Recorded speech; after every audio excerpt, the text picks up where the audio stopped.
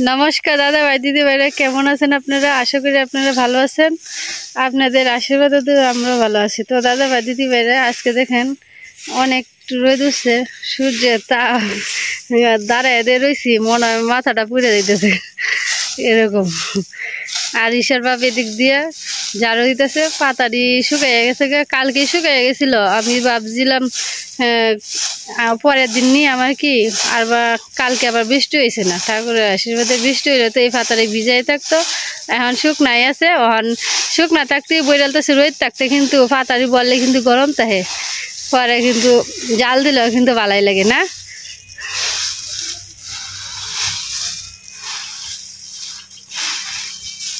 মানে সবজি ভাতা ঈশার বাপে একান্ন করে রেখে দিতেছে, পরে হেই বরব আমি একটু পরে সহযোগিতা করলাম একসাথে। অনেক কানা করে লোক পাতাডি, অন ক্যামেরাম্যান তো আর কেউ নাই, আমারই ক্যামেরা ডলিয়া দাঁড়ায় তখন লাগতেছে, নাহলে আমিও সাথে সাথে করতাম। হ্যাঁ, যদি ক্যামেরা ধরে তাহলে আমি সামনে যাই, এরকমভাবে আর কি আমরা ভিডিও করি আর কি। ওই যে বেগুন গাছের ইডি আছে না, তুমি তো ডাল দিতে তুললা উগড়ে তৈসলা, এটি কিন্তু শুকাই গেছে গা, এটি নিয়ে তুই এমনি ওই যে তোমার পিছনে।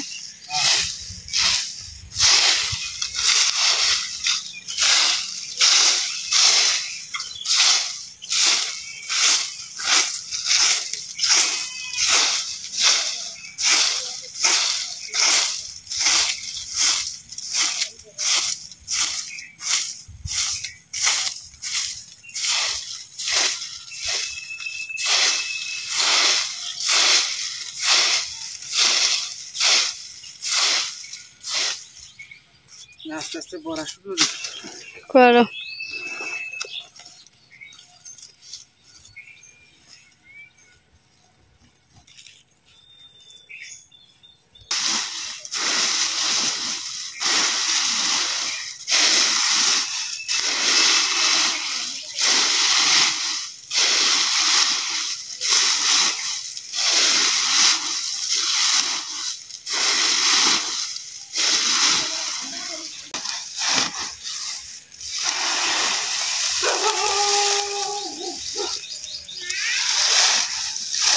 ঘরে থাক, খাইতেছি ফাতারি বলে লোক তো বাবা।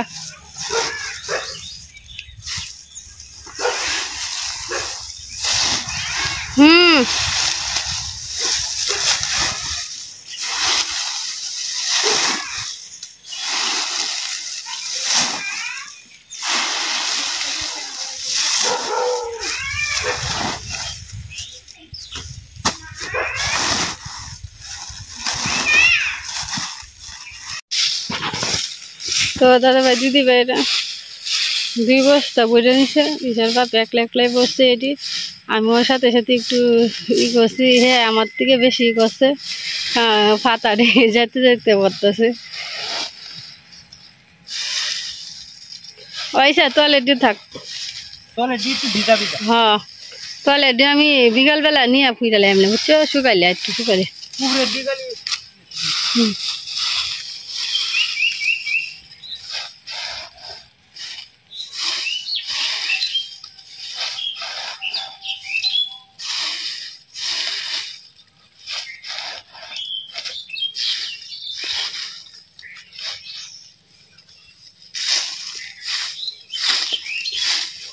পাতা ফুললেও কষ্ট, রোদ দিয়ে বড়ও কষ্ট, খালি রান্নাটা একটু আর কি আরামের না, শুকাইলে পরে।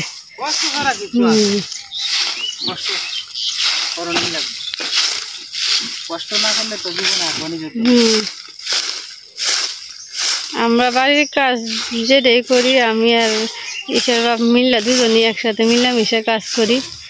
আমার সাথে হ্যাঁ অনেক সহযোগিতা করে কামে কাজে।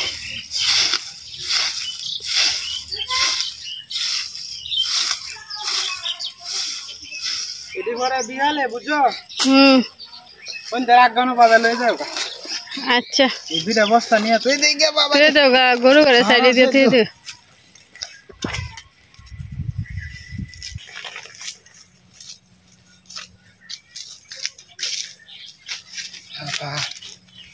পাতার তো ওজন থাকবই, যাইতে বড় হয়েছে অনেকটি পাতা। দিয়ে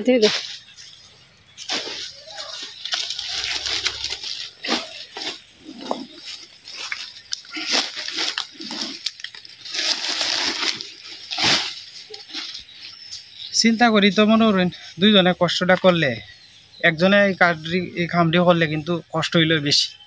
তো দুইজনে মিললে যদি তো করি হের অর্ধেক কষ্ট হয় আর আমার অর্ধেক কষ্ট হয়, দুজনে ভাগাভাগি করে নিই।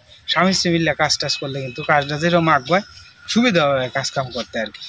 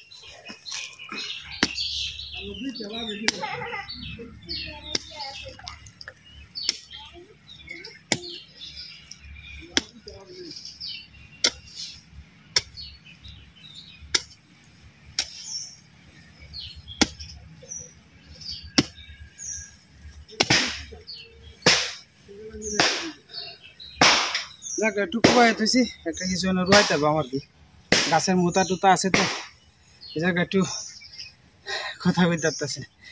এই জায়গা একটু কুয়াই তুইলাম, পরে রোদে 3-4 দিন হইলে পরে সমান করে কিছু একটা লাগাই আর কি। একটু জিরাই গিয়ে দাদা ভাই দিদি ভাই মেলা কষ্ট হয়েছে।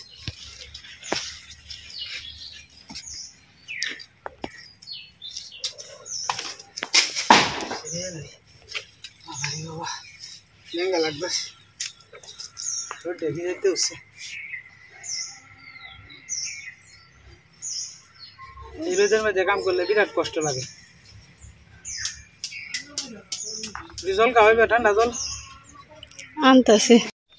তো দাদা ভাই দিদি ভাই রান্না বসিয়ে দিলাম। আজকে কই মাছ দিয়ে বেগুন আলু দিয়ে ঝোল রান্না করাম, আর হলুদ লবণ রেখে দিছি মাছের উপরে মাখাইয়া। তারপরে মাছটা এখন বাজলাম, তেলও গরম হয়ে গেছে, আর এদিকে মশলা যা যা দিলাম রেডি করে রেখে দিছি। আজকে কি ভাত আর জাল দিয়ে রান্না না? পাতা দিয়ে রান্নাম, লাকড়ি নাই। ভাত আর শেষ করিয়া লাগে, নাইলে কয়েকদিন করে বৃষ্টি বাদল হলে আবার ড্যাম হয়ে যাবে। আমরা তো আবার থনের জায়গা খুব কম। এই যে একটাল পাতা আছে, পাতার জালে রান্না ভালো লাগে, কিন্তু হুরুঙ্গা উড়ে উড়ে আই আর কি মাঝে মাঝে। কি আরামের গুণ দিছে, মামি আর মামা মেলায় দুধ খিরাইতেছে আর কি। বাছুর গরু হয়েছে, মানে ফাঁকে ফাঁকে একটু একটু দুধ টুধ খিরাই আর কি। এবার এই কি তোর কিতা বানাইতেছ? এটা এটা কি? অন্য কিছু কি? এটা কিতা বানাইছ বাবা? কই মাছটি মাহায় লইতেছে। বেশি কই মাছ তো খাওয়ার মজাই কিন্তু আলাদা। এইবার একটু কম দামে পাইছিলাম দেশি মাছ। এই যে বাসটি লয়ে যাইতেছ, দুঃখ হইবে দেখবে, সাবধান। দেখো তোমার সারা কিতা হতা পাখির ভাত বানাইতেছে। এক হইতে দেখো মা এনে পড়বে।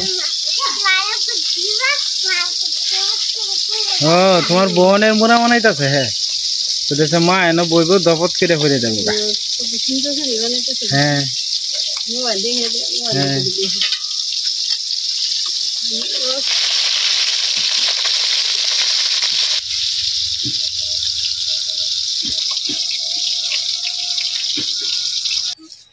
আয়ো আয় আয় আয় আয় আয়।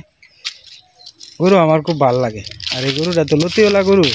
এই লতিওয়ালা গরু কিন্তু আমার খুব ভাল লাগে, লাল রঙের। এই যে না গলার মধ্যে লতি আছে। আয় আয় আয় আয় আয়। ভালো আছোস? তুমি তো আমার জালটারে সিরিয়াল ছিলা। হ্যাঁ, পশু পাখির ভালোবাসন কিন্তু ভালো, ভগবান সন্তুষ্ট হয় পশু পাখির মধ্যে। যে ডাকলে যদি আয় না, খুব শান্তি লাগে। এই বাছুরটা কত সুন্দর দেখছেন, আমরা ব্যাট ফুল ফুটছে। দুইরেওয়ালার পরিবেশটা দেখছেন কতখানি সুন্দর, চারিদিক দিয়া আপনার রোদে জলমলে রোদ, আর মাঝখানে সবুজ আর সবুজ। যখন এই ধান খেতটি না বড় হইব, তখন দেখবেন যে সেই রাস্তা থেকে আমরা এই গ্রামটা আরো কত সুন্দর দেখা যায়। দাদা ভাই দিদি ভাইরা বিশ্বাস করতেন না, রোদটা অত পরিমাণ তেজ। আর এই যে বাঘের ভিতরে আইলাম না গাছের তলে, এত শান্তি লাগতেছে বলার বাইরে। তবে এনে একটা সাবধানতার বিষয় আছে, কিতা জানেন? কারণ বেশি রোদ উঠলে কিন্তু আপনার এই বাঘ জঙ্গলের মধ্যে কিন্তু আপনার সাপ, বিভিন্ন ধরনের প্রাণী আয়ে, কিন্তু খুব সাবধানের সহিত কিন্তু আমরা চলাফেরা করি। মানে এক কদম আগুনের আগেই মানে দেখি যে এন কোনো ঝামেলা আছে কিনা। তো যাই হোক, ভিডিও করার করতে করতে করতে করতে দেখা যাইতেছে যে ওনাকে দেখো না, যে কত বড় ডাল পড়ছে ভাঙ্গে। ডালটা লুয়ে যাই বাড়ির কান্দার কামে লাগবে না। আমি কিন্তু ভিডিও করতে আইলে এই সময় আমি লক্ষ্য করি যে কোনো কি ডাল ডুল ভাঙ্গে পড়লো কিনা। কারণ যেহেতু আমরা লাকড়ির রান্দা, এরপরে আপনার চুলার মনে করেন যে ফাতা লাতা দিয়ে রান্দা বান্ধা হয়, লাকড়ি টাকড়ি ভরে থাকলে যেমন টু হয় নয় যায়, ভিডিওর কাজটা হইলো আর কি। দুটোটাই করলাম একসাথে।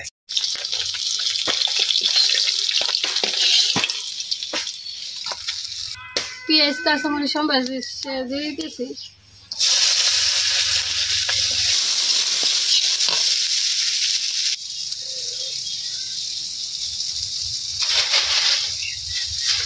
পাতার জালে রান্নার তরকারি অন্যরকম একটা স্বাদ, কিন্তু হুঙ্গা উড়ে আইয়ে গো। হ্যাঁ, পাতা জ্বালাতেই তো ওই কালা কালা ছায়ের মতো দিয়েছি।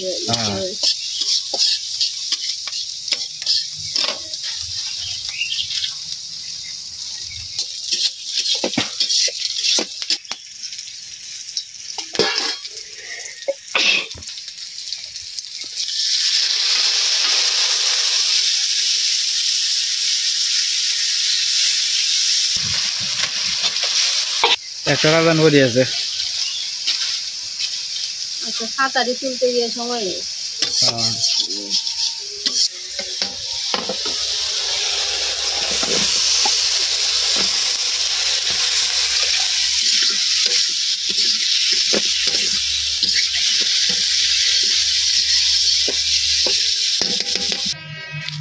হ্যালো, গড়িয়া গড়ি করতে করে দইছে।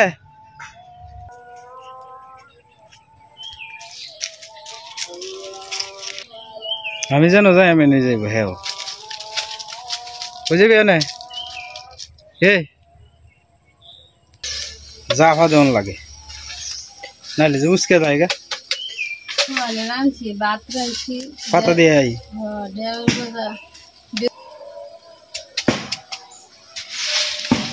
আগে শুকনা বন দিয়ে রানতাম, যে নেড়া নেড়া মাটির লগে করে লাগিয়ে থাকতো, যে এটা দিয়ে রান্দা বান্ধাইতো।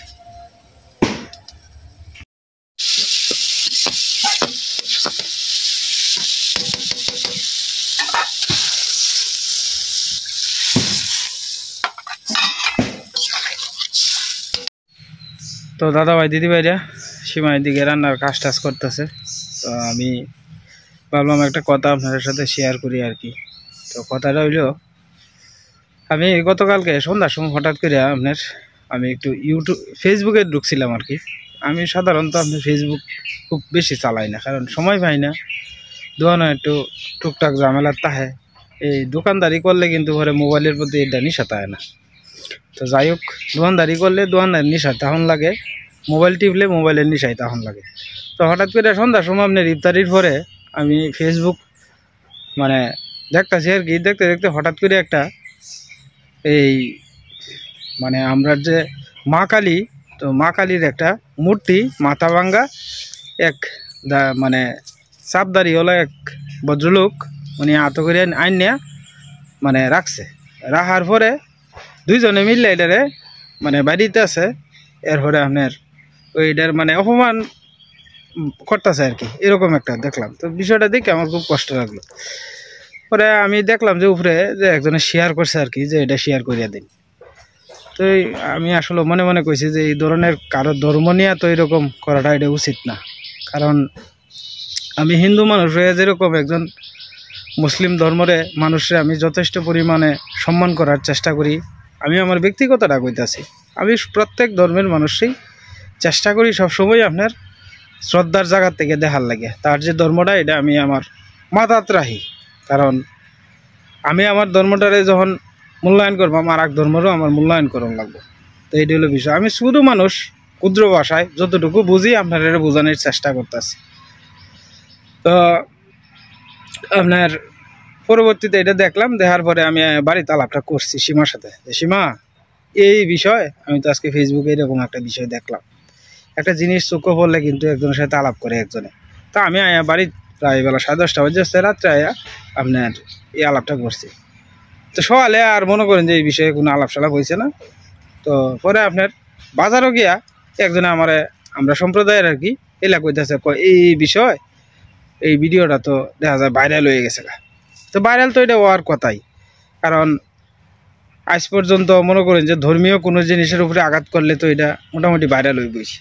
পরে আজকে দুপুরবেলা আপনার আমি বাজার থেকে যখন আইতাছি, তখন আইলে পরে আমরা সম্পর্কে মামা কৃষ্ণ মামারে তো চিনে নিই।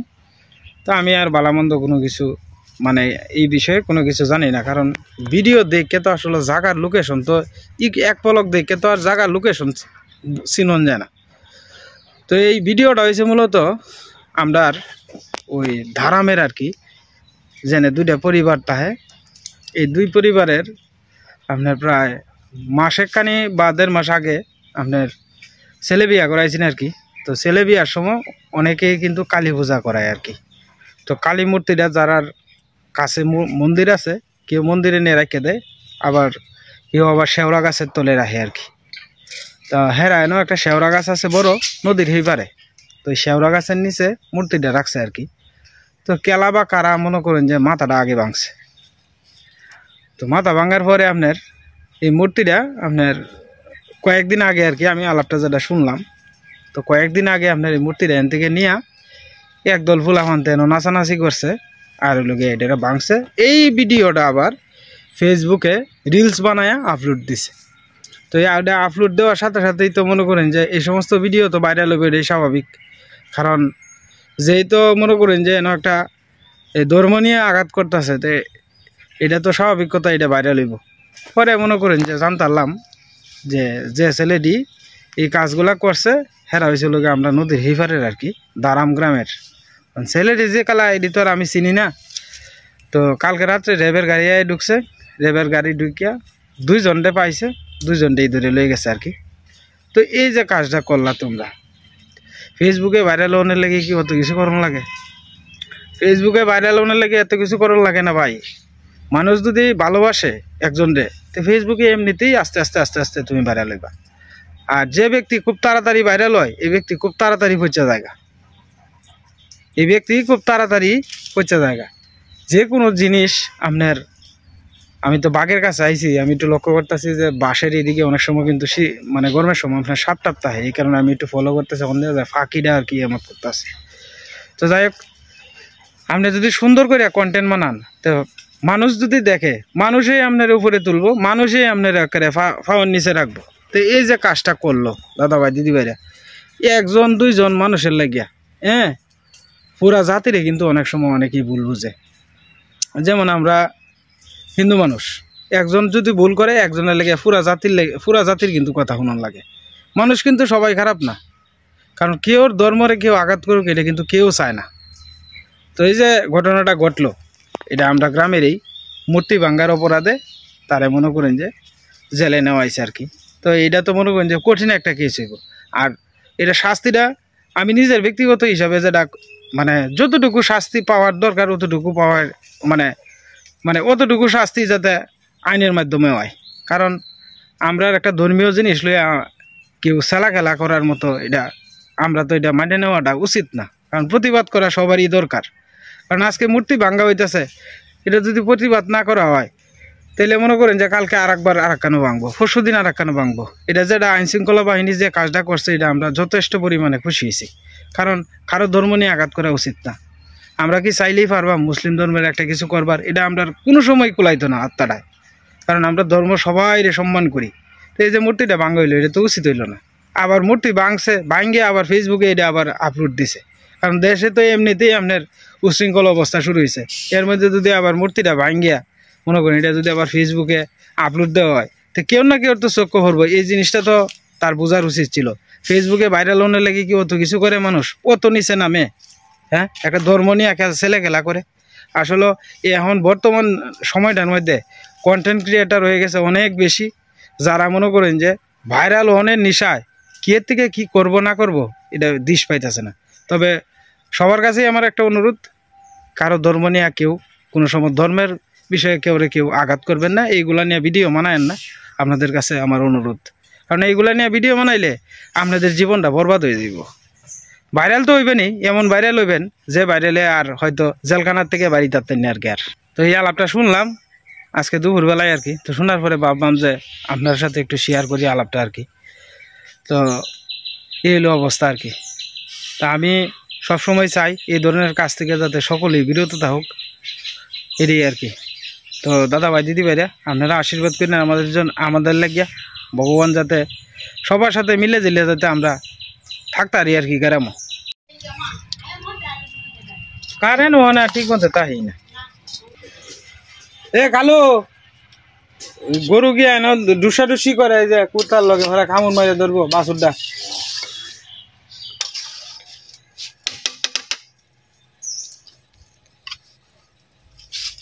তরকারি হয়ে গেছে, নামাই নিতেছি। কই মাছ দিয়া বেগুন আলু দিয়া ঝোল। তো যাই হোক দাদা ভাই দিদি ভাইরা খাইতে বইও করলাম আর কি। ঢেঁড়স ভাজি, মাছের তরকারি, আগুন রান্না, আর সকালে বেলা বাইঙ্গনের বড়া করছি তরকর লাগিয়ে।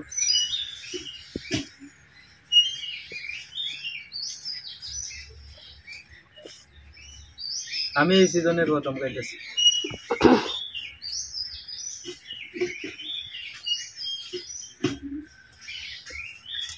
ভালোই লাগতেছে। ঢেঁড়স ভাজি আমার কাছে ভালো লাগে। ঝাল গু মরিচ গু খেতে দে কি যাইতে ঝাল।